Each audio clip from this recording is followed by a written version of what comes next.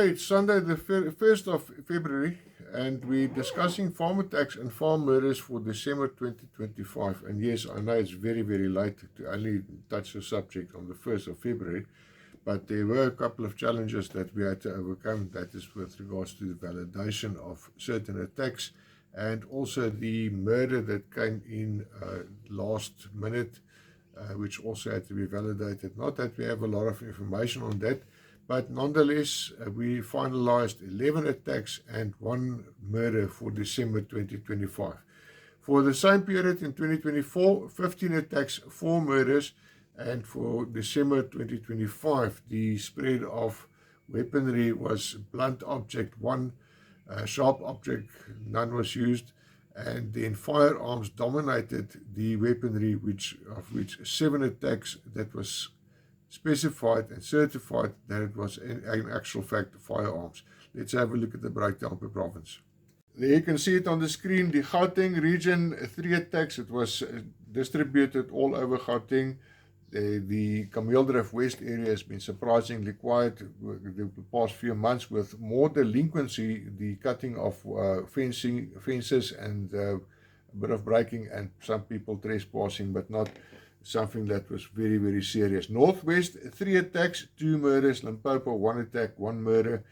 Mpumalanga, 3 attacks. The Free State, 3 attacks, 1 murder. KwaZulu-Natal, also 3 attacks, 1 murder. Eastern Cape, 2 attacks. Western Cape, nothing to report. Northern Cape, 1. Namibia, also nothing to report. Let's have a look at the details. As you can see there on the screen, Gauteng, 4 attacks, 1 murder, and then Northwest, nothing to report. Limpopo, 1 attack, 0 murders. For the Mpumalanga province, 2 attacks. Free State, likewise, also 2 attacks. KwaZulu-Natal, only 1 attack. Eastern Cape, again, quiet this month.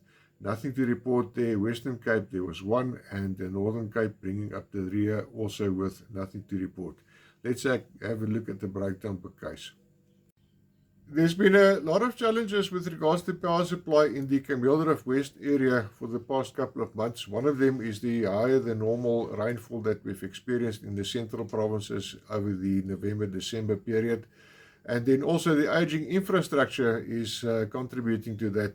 One of the other issues, and that's the first case for the 2 that we have for Kameeldrift West, was on the 23rd of December, security guards were tied up at the Fort Sig station and cables were stolen.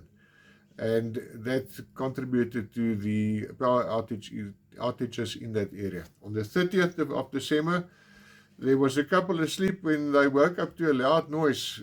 2 perpetrators were at their bed, but fled through a side door at the back of the property. When the people woke up, it was suspected they'd lifted a sliding door off its rails to gain entry. The fence was also cut on the eastern part of the property, and perpetrators probably fled that way with stolen goods. The one case in the Gauteng North area was in Kameeldrift East on the 31st of December, where positively armed perpetrators held the owner of a nursery in Adderode at gunpoint. He was tied up but not injured. They took his vehicle, which was later found. It was suspected that the perpetrators used a silver Audi, which was noticed traveling in the area at high speed at the time of the robbery. Like I said previously, the Gauteng West area, 9th of December at on the Elandsdrift Road in Muldersdrift, a person was murdered, but further detail could not be obtained in this case.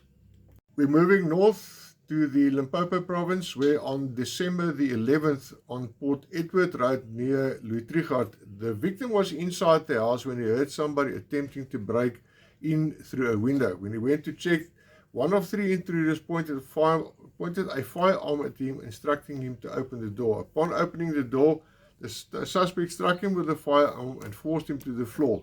2 suspects returned outside and loaded 15 head of brown and black sheep with the earmarks IVP, noted to, valued at 67,000 Rand in a vehicle before fleeing.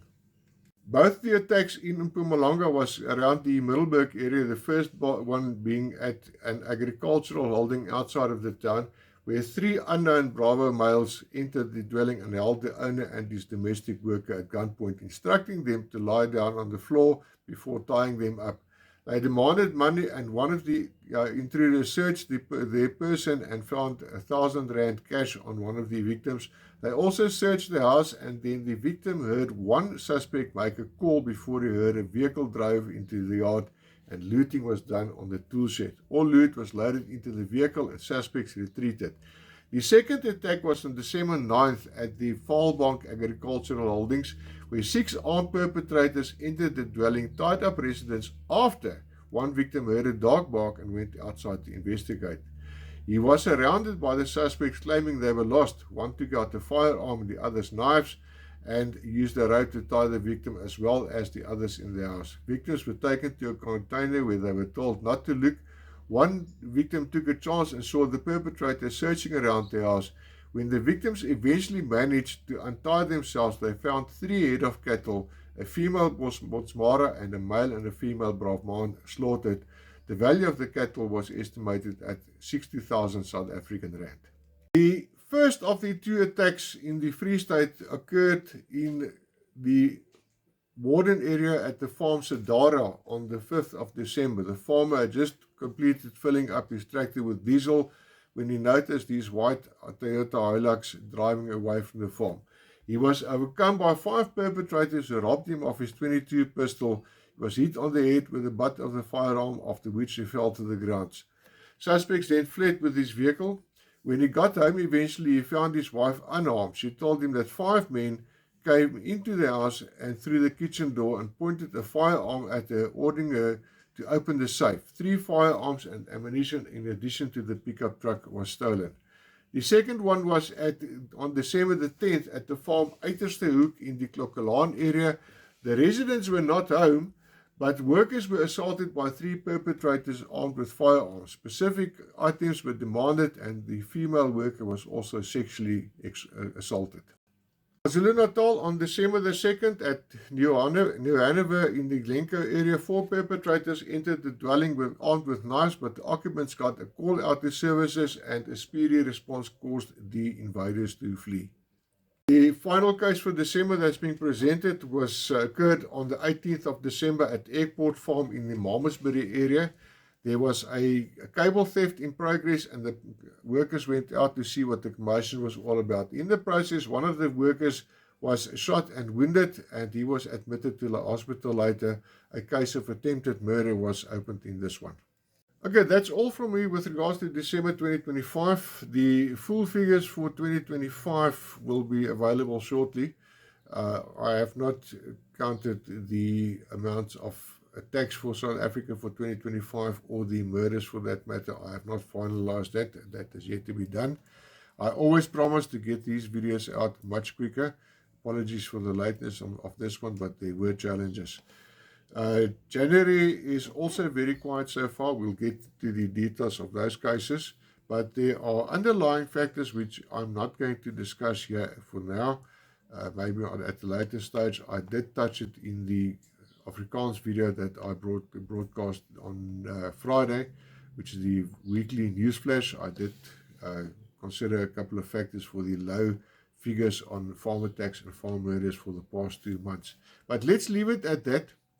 It's always a challenge to be in South Africa. If you are abroad, please distribute this video freely amongst people in the States, in the UK. There's a lot of people that is identifying with our plight in South Africa with regards to farm attacks and farm murders, and now also a couple of other things that have been coming up as well. Enjoy your week, enjoy your month of February, rather, and we'll talk soon. Thanks.